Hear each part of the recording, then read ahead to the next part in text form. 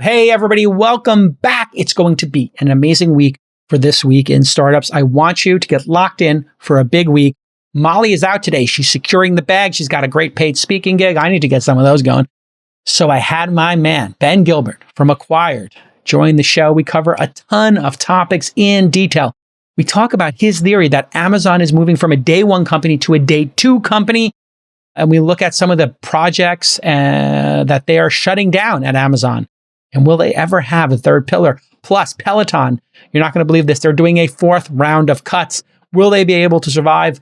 Will they become a standalone business? What do we think of their new downstream, down market strategy? We're going to go into detail there. And the used car market is showing signs of completely collapsing. What does that say for the economy and for EVs as well? Kathy Wood from ARC chimes in on this topic. And before we forget about it, I want to tell you about our new podcast. Yes, this is the third podcast from the creator of This Week in Startups and All In, me. And this new startup podcast is called Founder University. You've heard me talk about Founder University before. This is our 12-week course where we teach people to start companies. And we have a 2-year course as well, a 2-day course we do in person. Those courses have led us to believe that we can really help founders with a 10-minute, I kid you not, just a 10-minute episode of a tactical talk. So we're going to do one of these a week on Founder University. Every week, we're going to give you a 10-minute tactical talk. The first one is on how to retarget your users. So probably a third of the founders who are hearing my voice right now are retargeting the users, but the other 2/3 are not retargeting their users, and they need to watch this 10-minute video just to catch up. These are tactical, tight, 10-minute talks. No promotion, no marketing, no BS. Just here's how you get something done inside your company. You're going to want to subscribe to this. And then when you watch it as a founder, you're going to send it to your team members and say, are we doing this? Yes or no? And I'm doing this really as a service to my portfolio companies because we have to do one-on-ones with them. And we have been doing one-on-ones with them for 10 years to explain these different techniques that we find out about. Now we're going to share them with the world. These are the tools and tactics that make startups grow and succeed. All I want you to do right now is type in Founder University and find the links. Go to founder.university is the domain name. But if you're just in your podcast player right now, anyway, pause the show, search for Founder University, subscribe to it, rate, subscribe, whatever. We're just trying to get some early signal there. It's also on YouTube, all that great stuff. Founder.university. It's going to be a great show. Stick with us. This Week in Startups is brought to you by Embroker's Startup Insurance Program helps startups secure the most important types of insurance at a lower cost and with less hassle. Save up to 20% off of traditional insurance today at Embroker.com/twist. While you're there, get an extra 10% off using offer code TWIST. The Microsoft for Startups Founders Hub helps all founders build a better startup at a lower cost from day one. Open to anyone with an idea, you'll get up to $150,000 in Azure credits, technical advisory, access to mentors and experts, free dev tools, and so much more. There is no funding requirement, and it only takes minutes to join. Sign up today at aka.ms/thisweekinstartups. And Zapier is the easiest way to automate your work. See for yourself why teams at Airtable, Dropbox, HubSpot, Zendesk, and thousands of other companies use Zapier every day to automate their business. Try Zapier for free today at zapier.com/twist. All right, let's get right into the news. There's so much news going on here. You and I are obsessed with Amazon. This is like the greatest company. Watching it grow, watching it work in all these different arenas has been fascinating. Right? It's Acquired, the podcast, does these long, deep dives into companies. And people love your coverage of these deep dives. But Amazon is the one, I think, is that the company you're most obsessed with?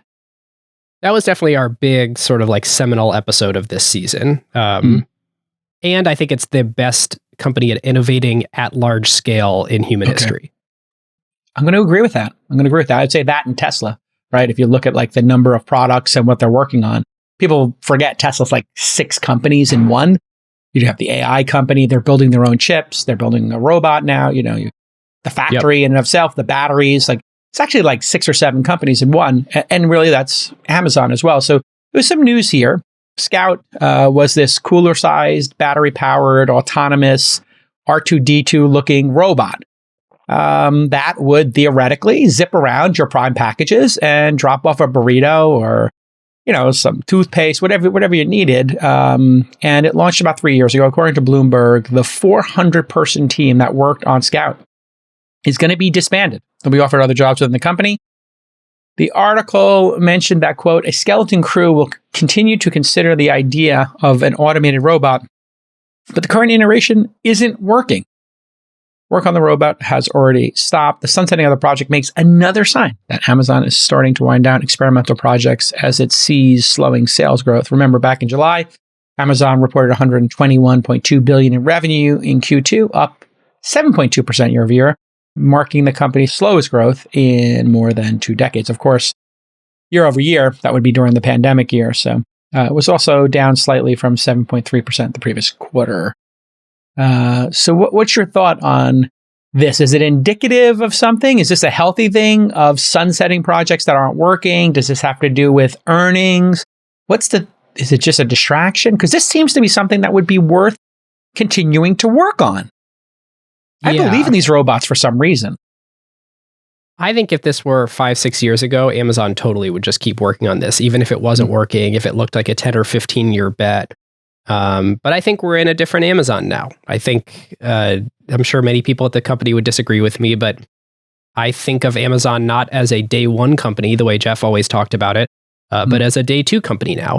And I don't think that's a bad thing. I think day two is the time where they really lean into their scale and, especially for shareholders, start realizing some profits.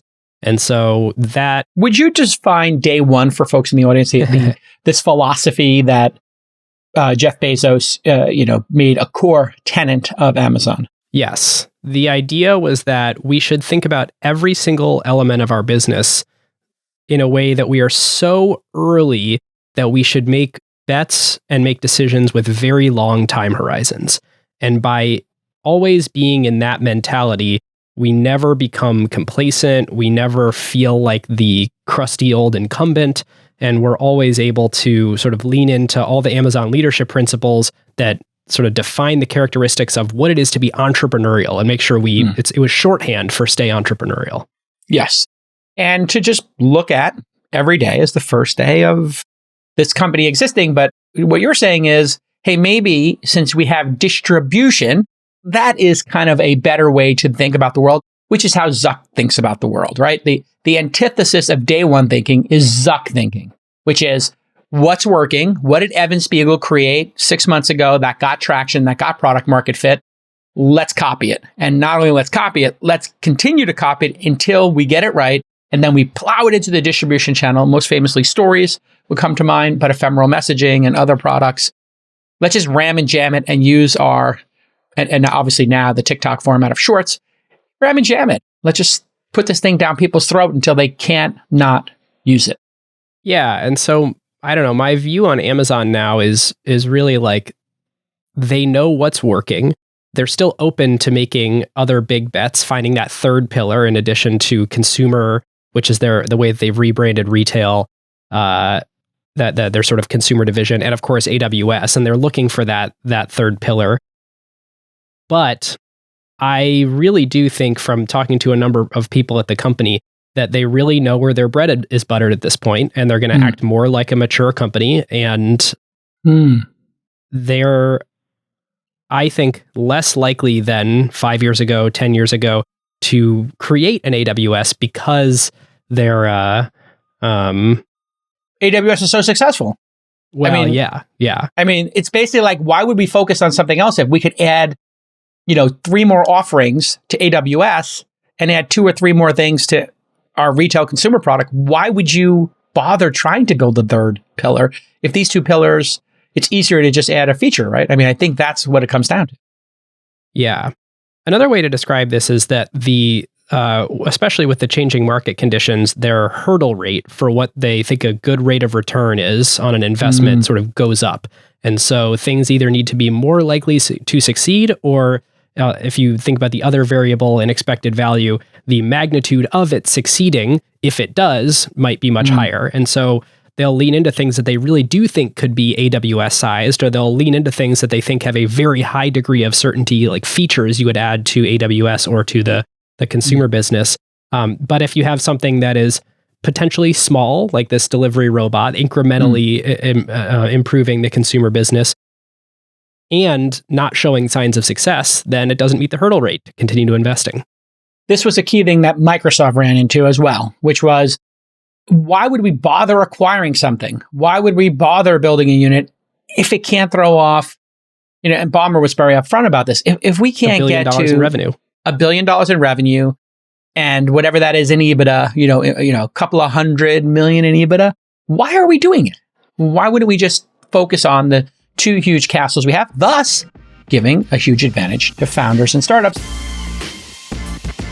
I'm going to quickly explain one of the crucial types of insurance every startup needs: E&O insurance. This covers errors and omissions. That's what the E and the O stand for. And it helps you scale because any major customer will ask you, do you have E&O? If not, you can't close the deal. It's that simple, folks. So if you don't have business insurance, you failed one of the first steps of being a founder. And startups should look no further than Embroker. Embroker's technology saves you time. It saves you money. Prices are up to 20% lower. And you're going to get better coverage than the incumbents. You go from sign up to quote and purchase in just 10 minutes. When you work with Embroker instead of the incumbents, you're not dealing with large, slow corporations, no. And your sign up will take days, not weeks. The process is completely transparent. There's no opaque pricing. This is a modern service. They treat you with respect. So here's your call to action. To instantly buy custom-built insurance for startups, go to embroker.com/twist. While you're there, you can get an extra 10% off by using the offer code TWIST, TWIST, as in This Week in Startups. All right, thanks, Embroker. You do a great job over there. They do my insurance. That's all you need to know.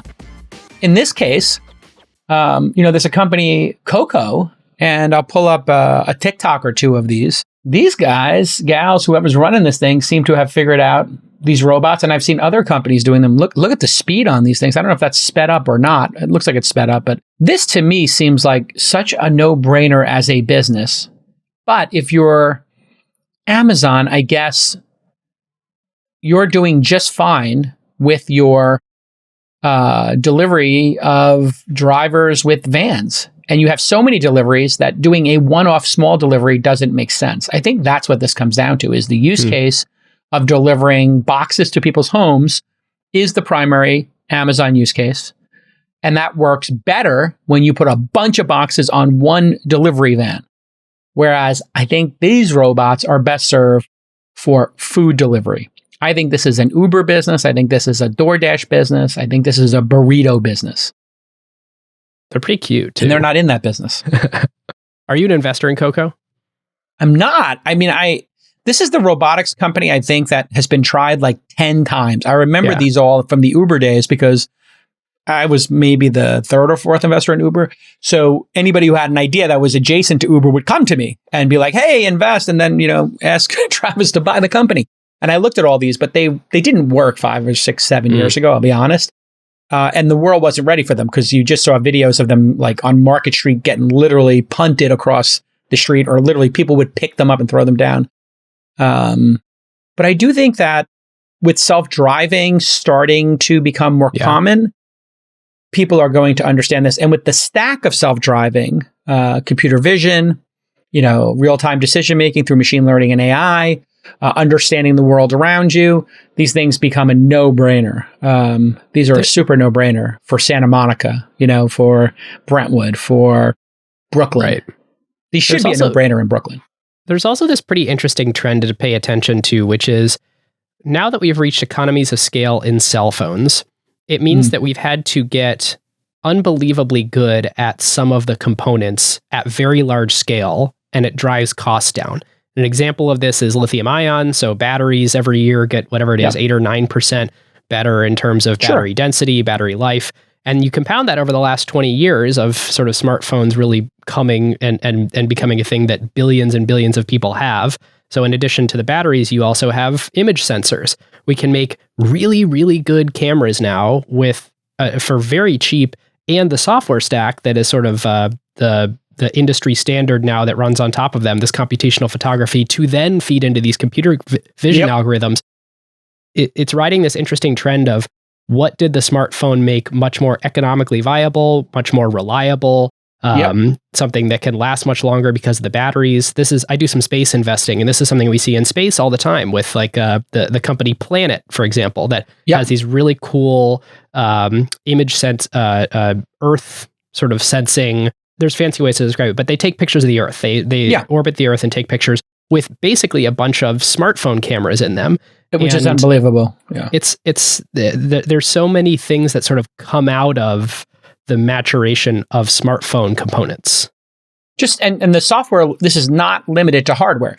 Of course, whenever you make 1 billion of something a year, the price is going to go way down.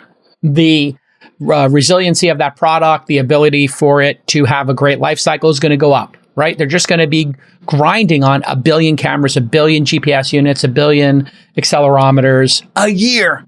Yep. And that means every company, whether it's Samsung or HTC or Apple, of course, or Google, are just saying, hey, make it do this, and we can spread the cost of the next version of this across 1 billion. So if we spend, $1 billion researching accelerometers this year, it's $1 per phone, no big deal. Yep. It's just wonderful. And then all that trickles down. And of course, software now, I don't know if you've been following the AI stuff, but Facebook made that tool where you can give it a sentence or a couple of words and it makes a 5-second looping video. This is, of course, after DALL-E, where you give it a couple keywords, it makes a picture, which, of course, is after GPT-3, where it finishes your sentences and, yada, yada. All these AI, machine learning, deep verticals. Models in particular. Yeah. It really is amazing how this is going to make something like Coco delivery or anything else so much easier. If really the only thing left for these is, I think, regulation and people, which cities are the most lawless and will have these things being vandalized. This is now down to vandalism. I don't know why this doesn't exist massively. I think it's also unpopular. I got to be honest, having invested in a couple of robotic companies like Cafe X, there's a bit of anti-robot sentiment out there.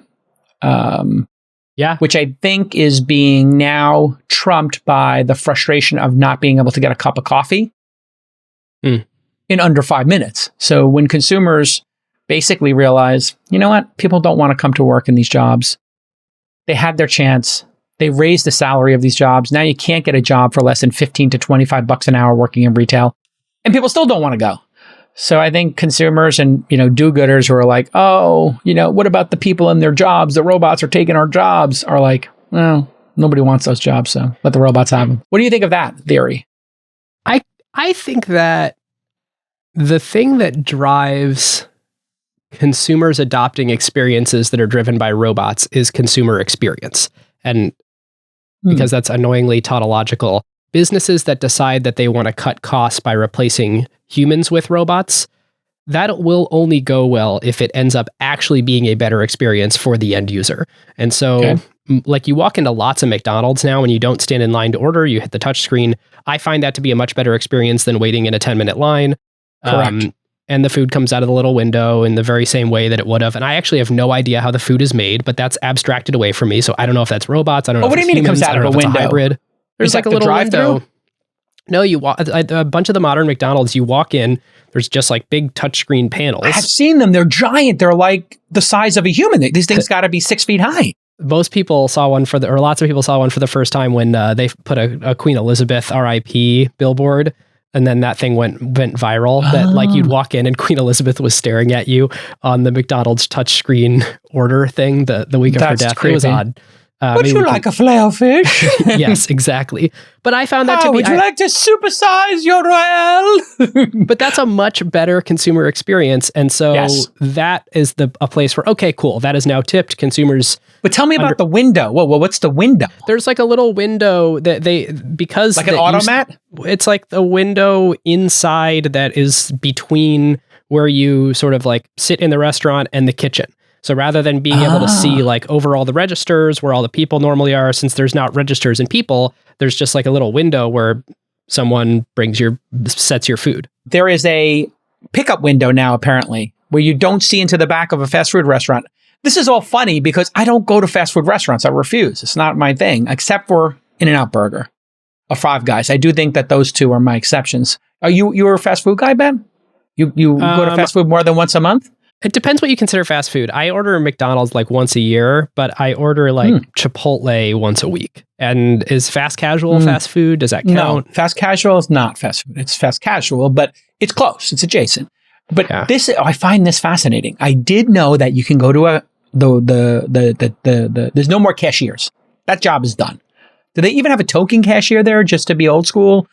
If for people who are scared of things, I wonder if there's a McDonald's with 0 cashiers. But this all started in New York. Everybody, the fast food people, I remember this like 10 years ago, went on strike. And they were like, we want $12 an hour. We want $15 an hour, whatever it was. And they were like, okay. And then all these startups came to me. This is like 10 years ago, maybe. And they were like, oh, it's awesome. These idiotic food workers are on strike. The unions are giving them terrible advice. Now everybody's calling us. They weren't calling us when it was, $10 minimum wage. But when it hit 12 to 15, they all called us and asked us to put in these things. And I remember one startup being like, Panera Bread was like, enough with the cashiers complaining. We're putting it all in, and we're putting managers on the floor to walk people through it. And they said after like 60 days of doing this, they didn't have to have anybody on the floor training anybody because all the regulars knew how to do it. And then the regulars would show the person next to them how to do it if they didn't know. It was a pretty interesting phenomenon. But that, I think this window thing, the touchscreen, I think everybody's seen this. We'll pull it up here. But these things are huge. I just did the thing you're not supposed to do on the internet, which is perpetrate a lie. And so apparently somebody digitally created the thing with Queen Elizabeth. Oh, okay. And then it went viral. And did the noties tell us that in the... No, I was Googling. I was like trying to find this image to send it to producer Nick. And I'd like to see the fake image. That's great. This most recent link that I just sent has the two side by side, which shows like the digital forensics where they found the original image that someone threw Queen Elizabeth on top of, and were like, these look too similar. I am capturing my likeness after 1,500 episodes, and when I'm gone, you're going to be able to... Well, yeah, there's enough footage. So you're just going to be able to pay $1,500, and my estate is going to interview any founder about their startup. So tell me, what is your business model? How will you scale this? What if Microsoft joins your... What if Microsoft creates a competing product? And I'll just virtual JCal will just interview people till the end of time about their startups. Didn't Bruce Willis do that? Now that he can't... That was the rumor, yes. Yeah, unfortunately, he's got some kind of condition where he can't act anymore. And so he... Reportedly, he denies it. I actually saw an article about this. Oh, really? God, this is like more things that I'm like reading in my timeline. It's all right. No, this is the world we live in. Truth is elusive. And so there was a report that this had happened. Then there's a denial of the report. And then there's a denial of the denial that there's some other thing going on. So I think what's happening is these discussions are happening in Hollywood. And I think the discussion is, hey, we can do a deal like this now. Your estate will have like a couple of years after you die to let us know when to do it. And they're working on, I'm trying to think of somebody who passed, Anthony Bourdain, tragically. Like, would the estate of Anthony Bourdain, after he tragically committed suicide and was suffering, allow him to do this? Of course not. In 20 years, would he want them to do it for his children to have something, and under what circumstances? So there's a lot of kind of hand-wringing as to what would be allowed here. And they did digitally recreate in the Anthony Bourdain documentary. I don't know if you saw this. They created an AI voice of Anthony Bourdain based on his speaking, and they read his emails. Whoa. And did it sound realistic? Controversy. You know what? The director refused to tell people which part of the documentary was him actually speaking versus which one was the digitally recreated AI of him speaking. But this happens in documentaries where they recreate certain sections and they don't tell you which sections are recreated or not. Famously, The Kid Stays in the Picture. I don't know, have you ever seen that film about Robert Evans, the film producer? Oh my God, this is going to be a delight.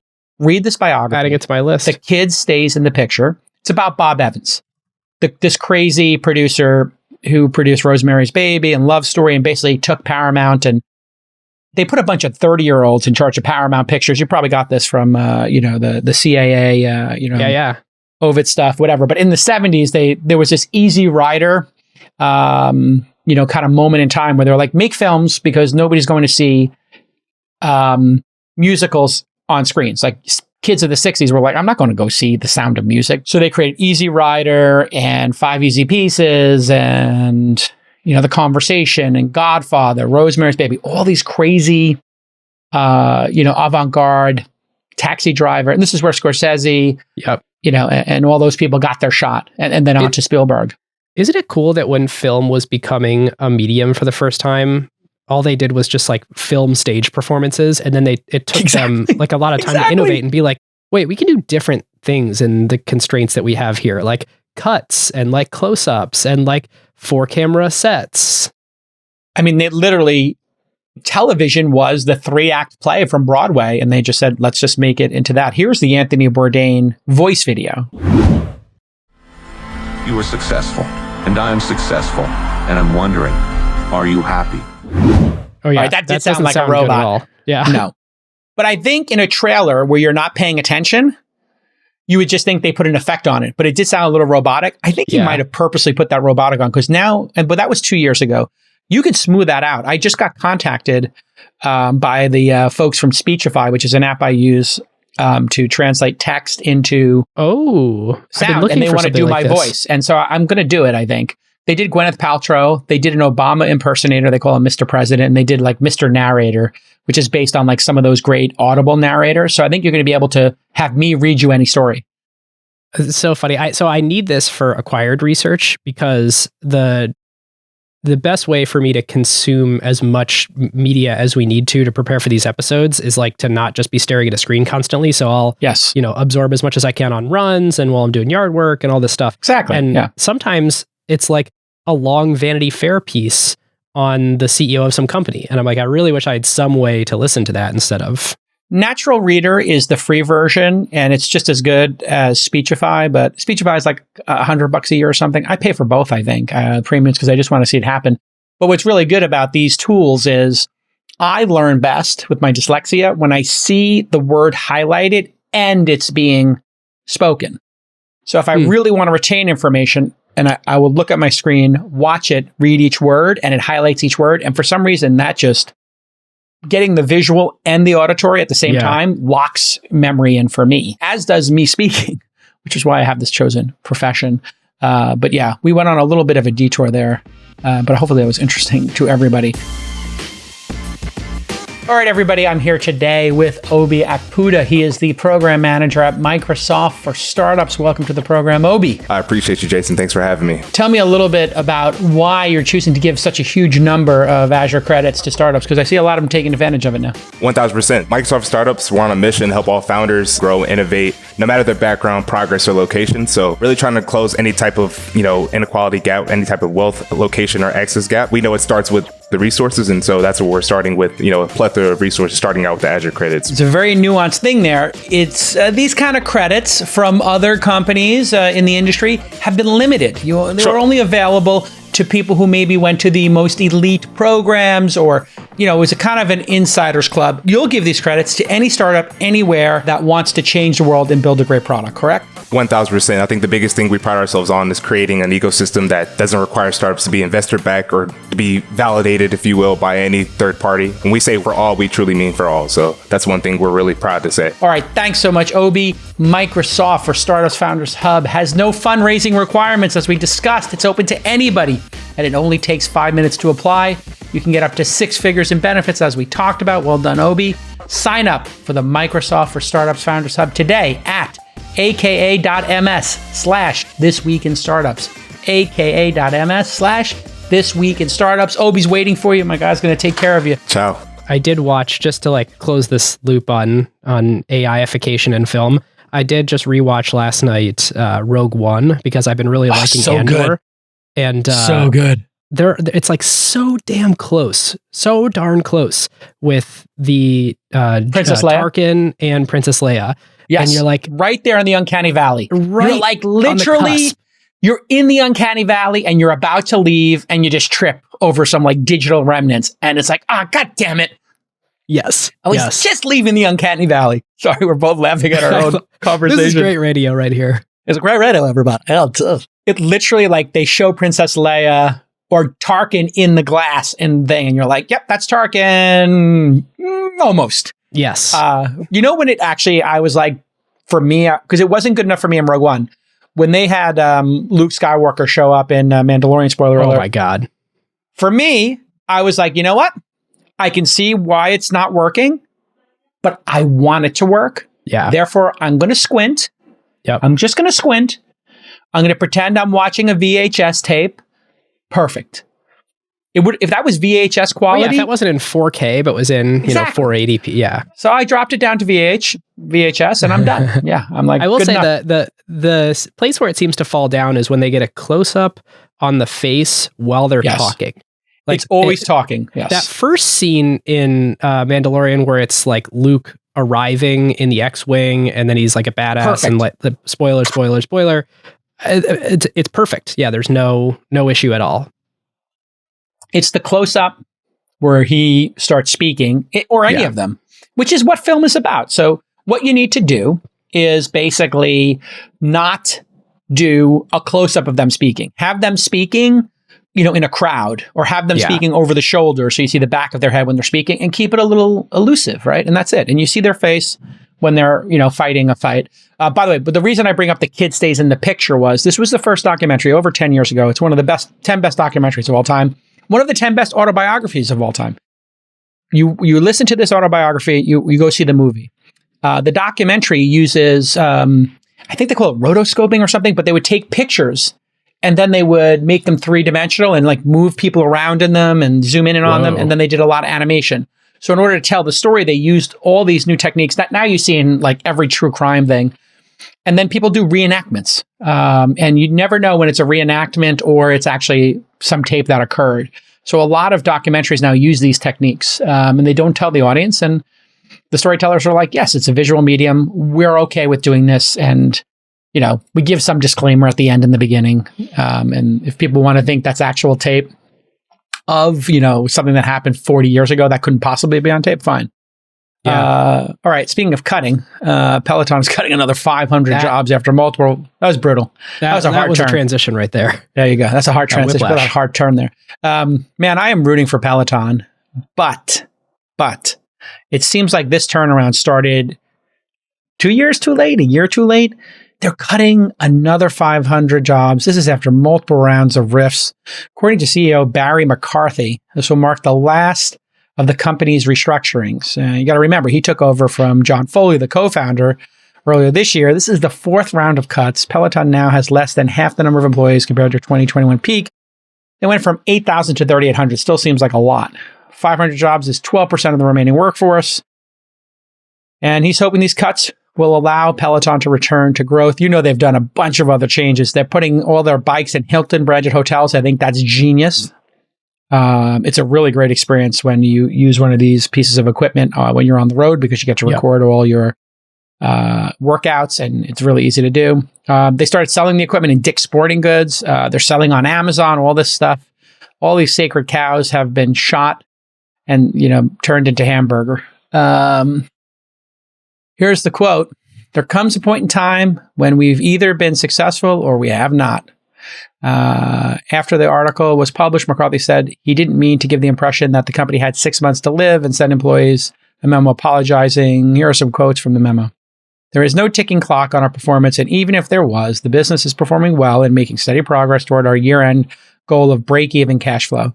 We were expecting a story about redemption and the successful turnaround of Peloton, which is why we invested time on background briefing them on the state of our turnaround, yada, yada.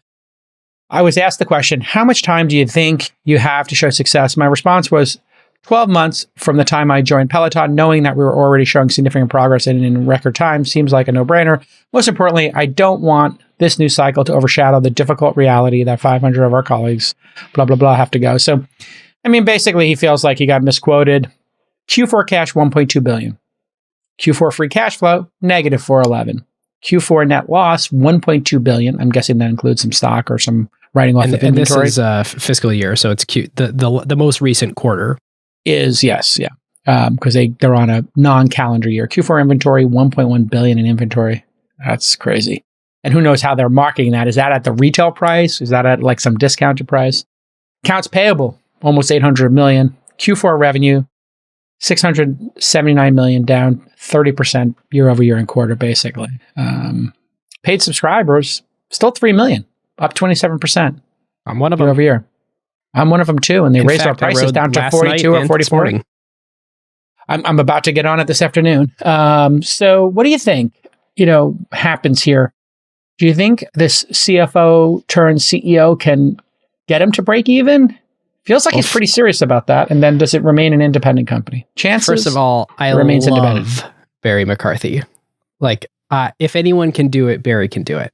Why? I will say, I think the story here, and before we even get into this, this is a very real human story with 500 people and now 3,500 people total that have lost their jobs, which is really sad.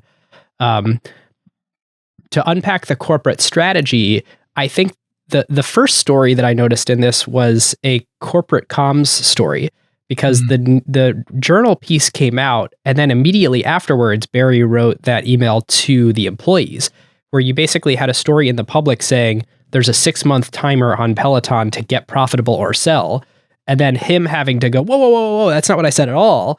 And so it must have been absolute chaos within Peloton to have to figure out like what to do with such a, I've been in those situations before where you're having a long conversation with a journalist, and the thing that ends up getting picked is the least accurate, or at least the thing least fair. The most sort of like needly thing, and then it's told with numbers in a way that makes it hurt even more. So when he said, I think we have, what did he say? Something about knowing more within 12 months of when right. So then what they do is they flash forward 6 months and say 6 months from today. Yeah, they played some games with his statement of like, I think we have a year to figure out a turnaround. Right. Now, that doesn't mean if we don't figure it out, the company shuts down. It doesn't mean they have no options. It's just like, he basically was honest. Yeah, I think a year is probably a good time to judge me on my turnaround, whatever. We have a year to figure it out.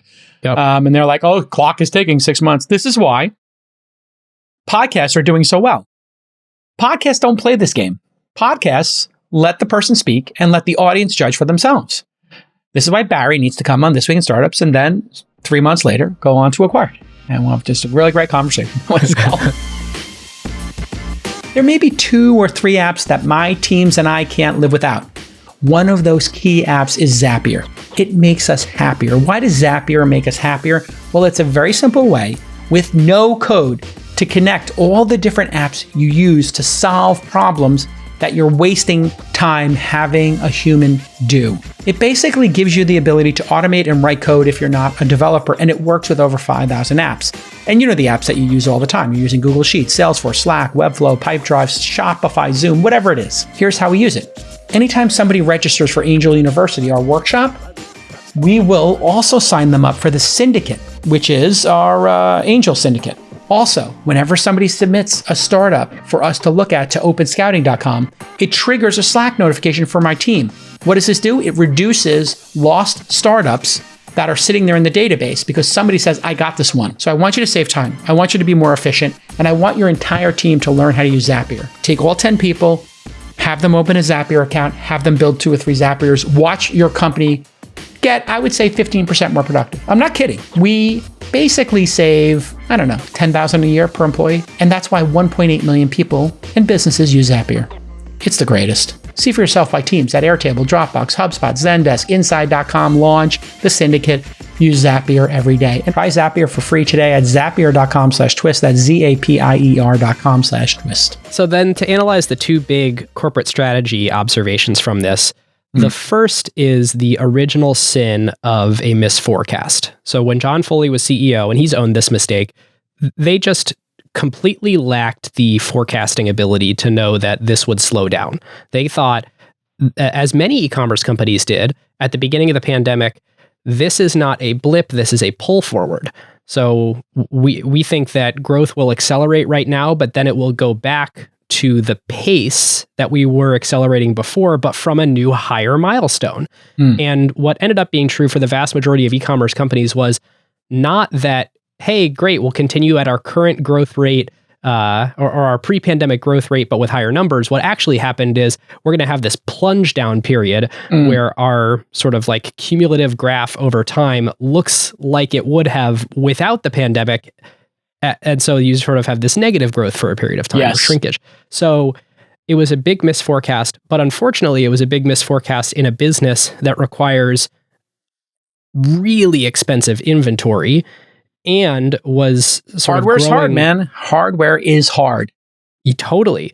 And so they ended up with, a lot of people. I mean, 8,000 people to build the products that they build and deliver the service that they do is a lot of overhead, and to pile up all that inventory and to basically orient the entire company's disposition toward the good times are only going to get better when really they were about to enter a really tough time. It's just like, it would have been amazing if they survived it all, but Barry has come in, he's made 4 hard decisions, which you never want to hear the phrase fourth layoff. You kind of want to get it done in 1. And if you're really wrong, get it done in 2. Bill Gurley talked about this. You got to do 1. But you know what? They did 15% cuts.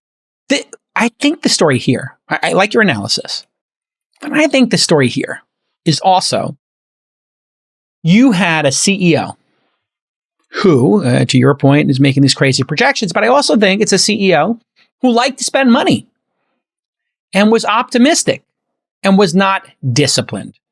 This is a lack of discipline. That was far too many people working at a company. They didn't need to have 8,000 people. This company could have been run with 2,000, 3,000 people, no problem. And this was a problem across the ecosystem in Silicon Valley in the late stages of the boom. Now, it started with Google because Google had a money printing machine, and they specifically pursued a strategy of take talent off the market. We want to take talent off the market so they don't build a competing project. How many people did we know went to Google and were resting investing, and you would ask them what they're working on? They're like, yeah, they hired me because I'm smart. And they told me find a project and pitch it to my, person. And yeah, we're working on a couple of ideas, and we have Fridays off for 20% time. This entitlement was all created by one company, Google. Google, because they found, it's like Norway. It's like Saudi Arabia. They found the mother lode, Ben, of natural resources in the greatest advertising medium ever created. Type a word, will get people to pay per click in an auction for their own name. Yep. So type in Peloton. Peloton has to pay $1.50 every time they click, or else Life Fitness is going to intercept them. Not to mention, this isn't just revenue. This is like near 100% gross margin revenue to Google. Bonkers. And you know what they said? They're like, we could run this business at a 99% margin, but why don't we just hire every smart person and we'll make a 80% margin and not have to deal with the fact that somebody could create a competitor, because every smart person will come work here, and we'll just give that money as a blocker strategy. That blocker strategy is the original sin of Silicon Valley that everybody copied and has now led to chaos. And Toby was on. I don't know if you heard the Toby episode from Shopify, but he was like, listen, I hired too many people. I was 2 years ahead. I take ownership of it. We made these cuts. It was a mistake. And, some people could course correct. Other people, Peloton was driving the car too fast into the turn, and now the car's flipped 4 frickin' times. Boom, boom, boom, and now boom again. This car is a wreck. It's going to be hard to get this car back on the track. Yep. I think Barry gets this company free cash flow positive, and also within the next 2 years, maybe less, they get bought. I don't think Peloton stays an independent company for the next decade. I think that is the 70% case. I think there's also the case that he makes such substantial changes that when they are cash flow positive, people say this is an undervalued stock. They work out, they have a lot of debt too, and they got these, inventory. This is a 2-year turn. This is going to be a 2-3 year turnaround, like you're saying.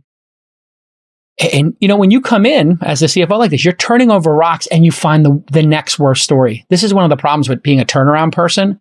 These turnarounds, specialty people, man, what you start turning things over and it's like, oh, we have this much debt. Oh, wait, we have this settlement. Oh, we have this patent infringe. Oh, you're finding disaster after disaster. It's like buying a home and they're like, yeah, oh, by the way, the basement was flooded 3 times. Nobody told you. You just got like all these crazy problems.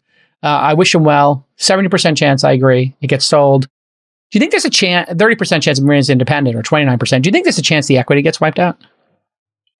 You think that's... It's a good question. And here's the thing I was thinking through to prep for the show, is I went back and read the transcript from our February episode when John Foley came in. The strategy he's employing is completely different than what it was before. The strategy before was sell really expensive bikes, get only customers that are completely price insensitive, and thus basically never churn. I think it's, I was looking back at the Acquired episode, 91% of Peloton customers are still customers after a year. You look at like Netflix, that's like 50%. Yeah. So most consumer subscriptions churn half their user base every year. Peloton wasn't that. Their whole strategy was extremely high-end products for people that are completely price insensitive. And then the new strategy with Hilton, with selling in Dick's Sporting Goods, with letting you rent a bike is, let's try and get, like, completely commoditize our hardware. Let's try and get it in as many homes as possible, and then make money on the subscription service and try and really be Is this a good strategy? play. Yes or no? It is a strategy that can work. You just have to go really hard one way or the other. And they're transitioning a business from going really hard in the we make money on hardware to the really hard on the we will sell mass market. And I don't know if they will survive the complete, pull the e-brake, cut the wheel, spin it while you're in motion thing. This is some Fast and Furious maneuvering. Yes. You have the Epic Ski Pass. You get a ski pass every year. Do you get a season pass? I don't. Okay. You pay as you go. Since I tore my ACL skiing, I've lost my... Did you ever get that? The season pass, no, or you always just paid as you go? Okay. Every time I went. Okay. So this reminds me of a bit of like the skiing strategy. Yeah. Season passes used to be wildly expensive, and it was for an elite group of people, but yada, yada. Epic came in and said, hey, we got all these mountains we've aggregated. We're dropping this thing down to $400-500 for a local pass, $500-600 for national pass. Have at it. We'll make money. We'll have some blockout dates. Well, kind of like the Disney subscription passes. And this thing changed the entire industry, right? They just went from collecting money as they go, constantly chasing their tails, to, if you want to get an Epic pass, you got to buy it in the spring. Sometime in the summer, they sell out, I understand. I always have mine on auto renew now because I don't want to deal with this. And it really has changed the industry. The mountains are packed. They're making money on $12 pizzas, whatever. So this strategy can work. But like you're saying, it is a complete mind shift from, we're dealing with millionaires or people with, home gyms, and they have 800 square feet in their home for their gym. Their fourth bedroom in their home, or their, third, car in their garage has been dedicated to a workout area. Yeah. This is was for absurdly high-end people. You and I pay $42 or $44 a month now as members. They sent that email. It's a lot. You don't know, because you're like, well, for $600 a year, I'm staying fit. This is part of my overall, whatever, a couple of $1,000s a year I spend on my health. It's like an afterthought. Now, cheaper than a gym, which is how I did all this math. That's how they turned the model on it. Yes. They convince you that that's the comparable. Well, what I did was, my wife and I, being members of Equinox, which we were in Santa Monica, this evil company, Equinox, the worst company on the planet, the worst human beings on the planet work at this company. It's the North Korea of fitness, as far as I'm concerned. And that's the same PE umbrella that now owns SoulCycle, right? Whoever they are, they're evil. I hope this company burns, because they tortured me. Hours of onboarding, and then you have to change. I moved, and then they're like, you have to prove you moved. I'm just like, it's the worst customer support, the worst human beings on the planet. It's the most beautiful gym on the planet also.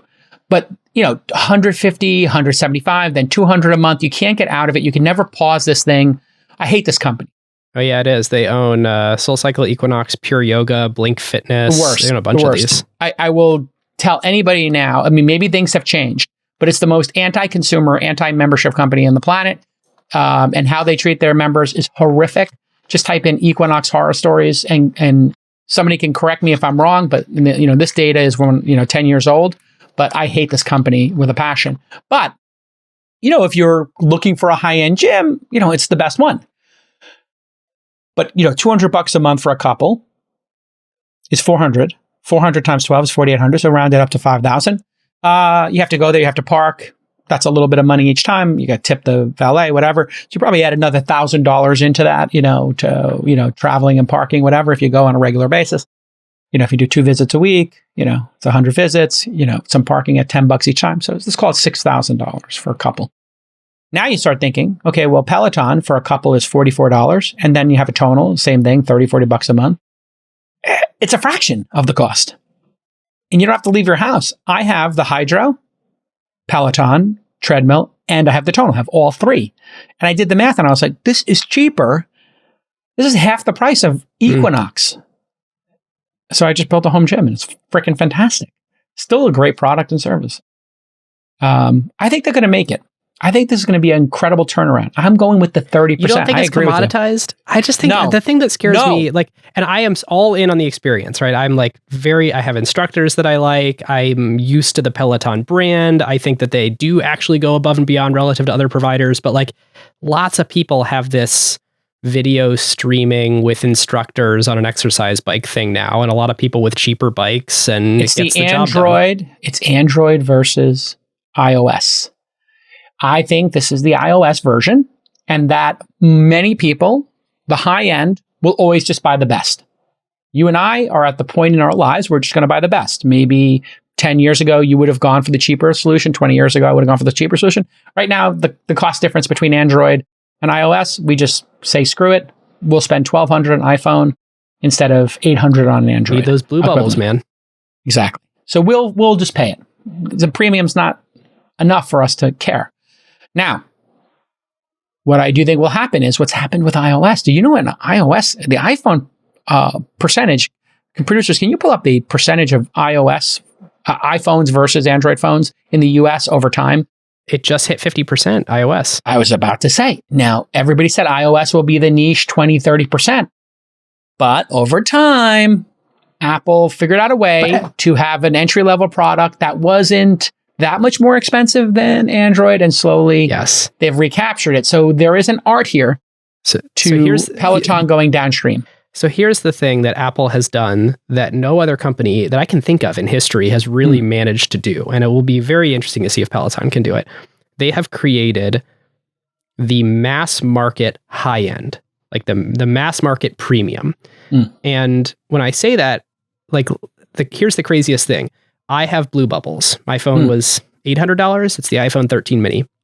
The iPhone 14 Pro Max that you can buy is the most expensive one is $1,400, $1,500. And Larry Ellison has available to him the exact same phone that you and I and anyone has, that $1,400, $1,500 phone. We both get blue bubbles. We both get all the same apps. Absolutely. So they've figured out a way to serve Larry Ellison the very best product that he can buy and have a network effect with all of us who have the ability to buy the most premium thing that we possibly can in our with our sort of socioeconomic bracket. And it turns out that they've managed to capture both the extreme high end and create this affordable luxury thing for 50% of the population. Amazing. What other company has done that? Man, I'm trying to think of a fashion brand that has achieved something like this, right? Or a car company. And I think Tesla's on the verge of doing this because my wife insists that she will only get the Model X. And I love the Model Y. And I have conversation. What's the deal with the X that you like the air cushion? It's going to be $150,000 for this Model X that she wants, all in, because she wants the plaid. Is it the permanent back seats? What's the selling point? It's the 3 rows. It's the 3 rows. It's the car she loves most. And I got her once 7 years ago when she had the twins as a present for the babies. I thought it was a nice thing to do when it first came out. Now it's time. I mean, the good news about these cars, well, we're going to get into car sales in a moment. It's a good segue. These Teslas, you don't have to ever replace them. If you're replacing them, it's maybe I want the higher range or I want the new upgraded design. But her Model X drives as great today as it did in the beginning. My Model S, even my Roadster, the experience is largely the same as the first day of driving it because there's no internal combustion engine to be breaking down at increasing frequency in the second decade. I think Teslas are going to make it to their third decade and be just as good as the experience in the first decade, sans the upgrade or wear and tear to the interior, whatever it is. But I think they largely stay the same because you don't have that giant ICE engine where when I used to have to buy used cars, you're like, oh boy, carburetor's going to go, this is going to go, that's going to go. The only thing you have to change is really the brakes. And because of self-regeneration, the brakes don't go. So if you just take out brakes and tires and windshield wiper fluid, you're basically done.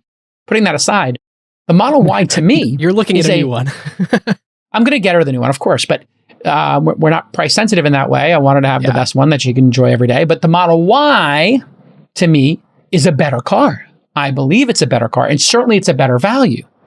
Now, I don't think the folks in Tesla particularly appreciate me having this point of view, but most people would say the Model X is a better car. But I think on a dollar for dollar basis, is it worth twice as much or even more than 2X? So I told her, you could get the Cybertruck and the Model Y for the same price. And wait, the Cybertruck's going to be $60K or $70K? Yeah, Cybertruck, both of these cars will be $60K. So I'm kind of looking at it going, wait, even if you got them both maxed out, self-driving and everything, $75K each, $150K, you could literally buy both of those for the price of the Model X. So I'm like, wait a second. I understand that's a super luxury. I understand it has a golden doors, but do you want to even consider that as an option? And no, I want the Model X. I want, what I want to drive, what I want to drive. Okay, that's fine. But think about that for a second. Or you could buy the Model Y, drive that every day, which is my daily driver. I love it. I'm obsessed with the Model Y. And I could buy, a Defender, a Range Rover Defender for $80K or whatever. Or I could buy a Jeep Wrangler or a Bronco as a backup gas-powered car. So I think this is like a very fascinating moment in time in terms of, like you're saying, in terms of luxury. I feel like the Model Y is a luxury car. It feels luxurious to me. Well, I mean, and I have, by the way, I also have the full self-driving as a beta. luxury car, but when you drive in one, it doesn't it's not a, it doesn't feel capital L luxurious. Like, it doesn't feel the same way that if you go buy a luxury car, the set of things you expect to get from it. It may be a smooth ride. You mean the leather? Yeah. But I don't know, man. For me, it's about the drive and how smooth it is and buttery and reliable. And I have the full self-driving beta now. Ooh, man, that thing is scary good. It is scary good. I've only been doing it for a week. And I've been doing it, driving. I've been putting it on for the whole ride. Where do you not trust it? When do you grab the wheel? Well, I will say on backward country roads where it's not the road is not labeled properly, it does navigate it, but it does make me a little nervous that, some places I drive on the backcountry roads, they're not marked properly. Yeah. And so it's trying to figure out a 2-lane road without a line in the middle or a faded line. And then intersections, because people drive crazy, when people are driving normal, the intersection is fine. But you get to an intersection where people are driving like they drive in California, it's trying to navigate bad behaving drivers. And I think that's going to be a super challenge. If you ask me to give a percentage, I think they're at 87% right now. The last 13% is going to be I think every 6 months, they're going to get 1 point. So I think we're on this 3 or 4 year journey to where they could remove the steering wheel. I don't think it's 10, but I don't think it's 2 or 3. I think it's maybe 4 or 5 years. I would say if I had to put the over under on, you could take the steering wheel out, 5 years. It's very close. But, for the majority of your ride, it does work, which is scary to me. It's kind of wild to watch it advance because they also, in the full self-driving beta, they kind of show you what the computer is seeing. You've probably seen these videos online where it shows you it figuring out intersections and stuff like that. And it's ooh, wow, it knows what's going on. And this AI is going to figure out how to deal with these people who where I live in the peninsula, in the Bay Area, a stop sign is a suggestion. You know what I'm saying? It's you could stop. So when you come to a stop sign in California, people are like, yeah, right on red. I came to a full rolling stop and I whipped through. I mean, people come to a full rolling stop. That's the Bay Area in my mind, or California. I don't know how it is. Funny, Seattle's the exact opposite. People are so oh, you want to jaywalk? Let me stop right here in the middle of the street so that you can do whatever you want. Yeah. So those are the nuances that self-driving is dealing with right now. So if you just think about that is something. Also in Santa Monica that happens. Somebody walks, because I was in New York, I jaywalk all the time. And when I first in Santa Monica started just crossing Lincoln Boulevard in the middle of the street, man, every car, boom, they stop. I'm like, keep going. I'm walking around you. And they're like, Right. no, you're walking in the middle of the street, sir. And I'm like, yes. What's the problem here? I'm walking in the middle of the street to cross the street. Yes. And you are driving at 60 miles an hour and I'm timing it like Frogger. And they're like, no, you can't play Frogger in Santa Monica. Apparently. Apparently. All right, So wait, were we going to talk about the used car market? Let's do it. All right. Used car prices are down significantly, and people are discussing on Twitter. Sam Corris, a director of AI research at ARC, Kathy Wood's firm, tweeted the following today with an interesting chart. Used vehicle index is now down on a year-over-year basis. Wholesale used vehicle prices on a mix, mileage, and seasonally adjusted basis decreased 3% in September from August. That's month over month, obviously. The Manheim Used Vehicle Value Index declined to 204.5 and is now down 0.1 from a year ago. Here's the chart featuring the Manheim Used Vehicle Value Index. Obviously, the used vehicles went crazy when we had a supply chain problem. They estimated that used retail sales declined 8% month over month and down 10% year over year. Compared to September 2019, sales were down 18%, a slight improvement from August when sales were down 19% based on the same store results. The index measures 5 million annual used vehicle transactions to indicate pricing trends in the used car market. ARC founder Kathy Wood quote tweeted Corris and said the following: given the accelerated consumer preference shift toward electric vehicles, used car prices and the residual value of all gas-powered autos are likely to plummet, causing serious losses in the $1 trillion auto debt market. Do you buy that? Do you buy that? Obviously, we all know supply chain and stimulus led people to go during COVID and want to buy a new car. So everybody wanted to buy a new car because they got some stimmy checks and the down payment was, provided for them, whatever. And that was the government's intent. They wanted to stimulate the economy. They wanted you to go buy a car. I don't know if you saw this used car prices. Some of my used minivan, they were offering me as much as I paid for it. It was a year or two old, and they were like, we'll give you what you paid for it. And I was like, what? They're like, yeah, Honda Odyssey, not available. Everybody wants one. There's none available. You paid $65K for this thing. We'll give you $65K. I was like, that makes no sense. But do you buy this? Because they know they can sell it for 80. Well, that was what was happening. People were paying above sticker for used cars. So what do you think is going on here when you look at these numbers? And what do you think is Kathy's point legit or not?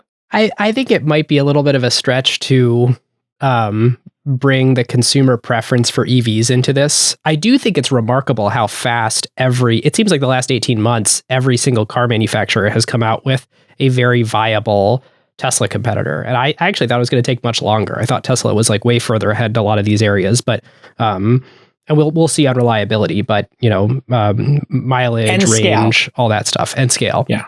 Scale's the issue, yeah. But all these manufacturers are incredible at scale. I mean, like Toyota, the thing they know how to do is make cars at scale. That's the thing that Tesla for the first see if they can do that with batteries. That's the issue is, right? Can they do it with batteries? So I think it's a little bit cute to try and be like, but because it's a little bit sort of capitalizing on this conversation right now around electric vehicles, I suspect the two things that are playing into here the most are the end of the supply chain glut. So there's actually available inventory of new cars. Yeah. And so new car prices are going down, or at least there are new cars available for people to buy. Therefore, used car prices go down. And at the same time, we're seeing a huge macroeconomic shift. We might be heading into a recession. Maybe we're already in a recession. People need jobs more than they did before. And so people are becoming much more price sensitive on all things, real estate. And so I think those two things are probably the things impacting price more. Now, you know where I stand from this on previous episodes we've done in terms of cars. My method is always buy a car very deep in its depreciation curve. So if Kathy's right, and like all cars are about to become devalued because of some extrinsic force, like people want electric vehicles. Oh no, my car that I currently think of as a $50,000 car, shoot, it's going to lose half its value. My solution to that is always go buy a $6,000 car. That is lost. What do you do? Will you buy in year 4? Is that your idea? So wait for the lease to come up and you buy the year 4 or 5? 10 and I buy a Toyota or a Honda. All right. Okay. Now you're just, that's just virtue signaling. You're trying to be low It's key. not, but it's all you about buy a 10-year-old car. You're a venture capitalist, very successful Honda podcast. CRV. My Lord. And I'm looking to get a second one, and I'm going to upgrade. I'm going to get like a 2012 to 14, I think. Holy cow. But then you buy into all of these maintenance issues, right? Not if you're buying a Honda, man. I mean, knock on wood, but the thing, it cost me $5,500. It's probably currently valued at like $7,000, and it will drop soon to $4,000. Gosh, you're so smart. And I have no maintenance issues with it. And here's the thing. If somebody like steals it or like breaks into it, like I just don't care. So you look at it as like a utility. Yeah, I like it. Yeah. I like your approach. Unfortunately, I don't like sitting in a car that somebody else used before me anymore. Fair. It's fair. I like a new car, I like that new car experience. And I'm the idiot who loses $25,000 every time I do this. I guess. You know what? That's where you like to spend. Like that's worth it. Yeah. And for me, I just don't. I seem to not get the same rush. And look, like I know it's virtue signaling. I show status in other ways. You know, like the car is just not the way in which I show status. Podcast. Dude, no, this is an SM58. This is what Bono used in '85. Oh wow, fantastic! So you also do the same thing with microphones. Well, here's the thing. I agree with you, and the thing that has hit me is I'm trying to make things last longer for two reasons. One, the environment, and two, the overhead of the unboxing overhead is a new thing for me.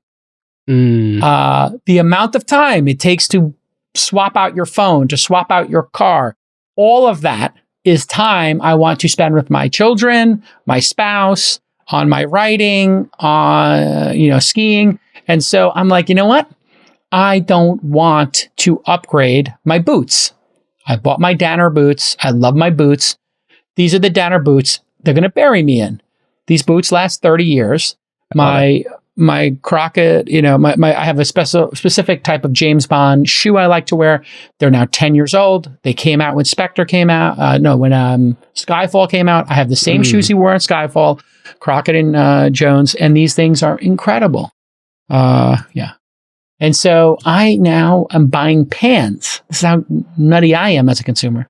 I am buying the pans knowing which ones last the longest. That's my goal. I want the pan that I don't have to replace. So I'm buying skillets or La Creuset, that thing. And I'm just, that's what I'm focused on. That's it. Crockett and Jones. These are the shoes I wear. Let me see let me see if my producers can do this. Crockett and Jones, James Bond shoes. They're incredible. Jason, this must be hard for you in real life when you want to just like say words and have someone like pull something up. Yes. You're like, oh my God, my superpower doesn't work here. No, I have a producer with me at all times with a laptop. So when I'm like just out at the club or whatever, I'm like, like the Crockett and Jones shoes, and then the producer comes up and just brings the laptop over. Those aren't the ones, but those are another Crockett and Jones shoes, but those are timeless, yes. The ones I have are the...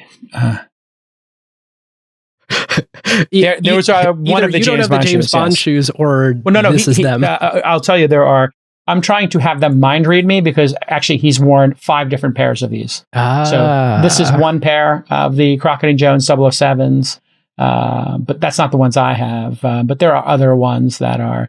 If you scroll down, you'll see. Does yours say 007 in the sole? It does not. But there's a whole group of them. This is the oldest shoe manufacturer, I believe, in the UK. And man, these things, they may cost like $800. The ones I bought were like $800, but I literally have had them for 10 years, and I send them back to this company to refab them like once every 7 years, and they're perfect. That's and great. It's really just because I don't want to have to think about what are the greatest dress shoes that you can own. These dress shoes, I can wear them with jeans, Ben. I can wear them with the tux and anything in between. And they look dynamite. That's great. Interesting. All right, listen. I think it's enough show for today. Great. Maybe any other plugs or things that are on your mind these days that you want to share? Well, I thought we were going to have to talk about the global downturn and VC funding drying up. So I'm glad you didn't make me do the depressing show. Like, we get to have the fun show here. I mean, just top level for people. VC funding was down 50% year over year in Q3. That's not unexpected to you, is it? No, not at all. Is it healthy for the industry, or is it something to be in a panic about? These things hurt. Could be a hard landing, but we needed it. I mean, the multiples people were paying, prices became completely disconnected from reality, and it trickled into everything. And it's not a startups thing; it's an everything in our entire economy thing. And so, correct. The market had to become a weighing machine, not a voting machine, at some point, to quote the late great Benjamin Graham. And hopefully, it just doesn't, mess up too many of our lives on the way down. I will say, to me, it always seems funny to call this VC funding. Like when you had funds that were like $4 billion funds that would write $100 million checks into companies that were already doing 50 million in revenue, like that's not venture capital. Let's be honest. That would have been, IPOs in a previous era. Right. Yeah. Like Amazon IPO'd earlier than that, I think. Yes. And so to me, the thing that sort of like the balloon that got let out first was the late stage private funding. I hesitate to call it VC, but it's going to get lumped into the stats. The true like venture capital funding, formation stage, like what we do at PSL Ventures, that like really early napkin stage type thing, or the Series A, like this of course is down too, but what I'm seeing day in and day out doesn't look that different than what I was seeing a year ago. Valuations are down maybe 30-ish%. I was talking to our good friends at Vouch Insurance, and they track this very closely. They were saying that the formation of new companies is down. So that, you can sound a little bit of an alarm on like less startups are getting started right now than they were getting started before. But good. I think it's good. Great companies are still, delivering value to customers and raising capital. You nailed it, Ben. What we're seeing here in this collapse, because this chart specifically looks like a very scary collapse. What I encourage people when you're looking at the global venture dollar volume, and this chart, is pretty scary. Q3 22, if you go back to Q3 21, it looks, like a really severe drop. But just go back 2 years to 2020, and it's a modest drop. It's off modestly from the 2020 number. 2021 was an aberration where there was so much money poured into the system that a bunch of people who typically would invest in public equities, who would invest in private equity firms that were taking over large companies, decided, hey, what Ben and I do, he does it at Pioneer Square Labs, I do it at Launch in the Syndicate, what we do is easy and it's high alpha. Therefore, let's just take this X number of our fund, billions of dollars, tens of billions of dollars, and let's just swash it down there. Because you can't lose in venture. And what they're going to realize is you can lose. These folks who came in and put these last rounds in, they don't have the protections that we have or the multiples that we've already hit that make us a profitable fund or a good, stable investment. Well, the investors actually do have the protections. I mean, it's preferred stock. In some cases they do, but if they're preferred and they go public, are now in the tough place because But no, what's going to happen is I talked to some folks. Yeah. And when they go public, they don't have the ability to stop the public fundraise. They're not going to have the protection there. Right. And they're going to have no choice. Doesn't matter if you IPO below. It's only about acquisition. Correct. So when these things do go public, what you're going to see is these people who bought at 10 billion, company's going to go public at 4 billion. Company's going to stay at 4 billion for 2 years or go up to 5 or go down to 3, whatever the case may be on their fate. And those people have no choice. They've all gotten converted into common. The company went public and all their ratchets and stuff like that are just not going to be viable. And you know what? They're going to want them to go public because they're going to want that 40 cents or 50 cents in liquidity on the dollar. Right. Because what's their choice? Keep the company private for another 5-10 years? This is where I think some of these folks who came in, they're going to be underwater. I don't know if you saw, did a bunch of Coco and TPG people leave in the last week or two? Did you see those headlines? I didn't see. I saw John Curtius left Tiger Global, and then I think he's starting a fundraise for his own new. He is, and Matt Mazzio, who worked with Saka, that's right. He's leaving. He's leaving Coco. So I think what's happening for those folks is they were in these venture firms. They put in a lot of big bets like this. Now they're looking at it saying, well, and this is super inside baseball, but you vest when you're at a firm.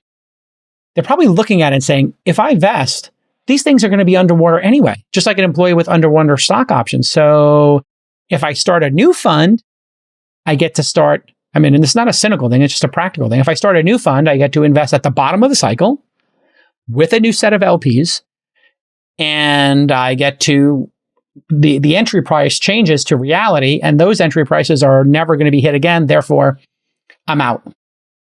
Peace out. So the deck chairs are going to shuffle a bit here, but man, the thing I'm seeing, I think less startups would be very good, because I don't know if you had this phenomenon, but kind of like a weak talent pool or a weak bench on some startups where they didn't have a world-class CFO, product officer, chief technology officer, whatever it is. The dispersion of talent was so great that we were taking talent and spreading in the peanut butter very thin. Now you can get some big, chunky, talented teams. Like, it's going to be better for the startups that remain. That's what I'm excited for, is the consolidation. So if you have a startup and you've got some modest traction and you got a little cash in the bank, merge with a strong startup. Bring your team over there. That's, I think, a big win. If you can get some equity and merge your startup that's not going to get funded with a really great team, and if you have a great team and you can do what's called a tuck-in acquisition, I know it's hard to think of in this kind of market, man, the tuck-in acquisitions would be wonderful for everybody involved. Consolidation of talent. All right, listen, Ben, great job. You too, Jason. Thank you. Everybody, stop what you're doing right now and go follow Gilbert. He's not in the first name club, but he is in the last name club, which is the second best club to be in on Twitter. Gilbert. Gilbert. He's at Gilbert. Go say hi. If you got a great company, pitch PSL, Pioneer Square Labs. This is a great, great venture fund and incubator. You're going to be incubating some more companies, or are you going to do more investing in companies? We'll spin out 4 or 5 companies this year. Love it. Let me know. Maybe I get my beak wet. Maybe I can get in on one of these PSL companies. All right. And importantly, in the Northwest, if you are any part of your company is in the Portland, Seattle, Vancouver region, would love to talk to you. You believe that you do better work when you can go visit and break bread with the founders, correct? Yes, but I've sharpened my pencil on this a little bit. Okay. I believe that Seattle companies like Microsoft, Amazon, and the 200 other companies that have opened engineering offices here spin out ridiculous talent. And so I just want to fund that talent. And that talent can move, but, I like it. I like it as an approach. That's the thesis. I'm starting to go out there in the real world. I want to do tons of real world stuff now. I went to Stanford on Friday and was supposed to talk for 90 minutes, wound up doing 3 hours with these GSB students and the entrepreneurial clubs there. It took 9 pitches, and then went out for beers and pizza, really bad pizza and cheap beer for another 2 hours. I spent 3 hours. I spent 6 hours, 5 or 6 hours on campus. Just and of the 150 people in the audience, 100 of them came for beers and stayed till the end. Then we basically closed the bar. We closed the pub on Stanford. I want to do more. College tour coming up. I want to meet founders. I want to get out of the house. It's good times. All right, Ben. And by the way, since you're in your podcasting app right now, just go ahead and give a search for Acquired and subscribe now. And we'll see you all next time. Bye-bye.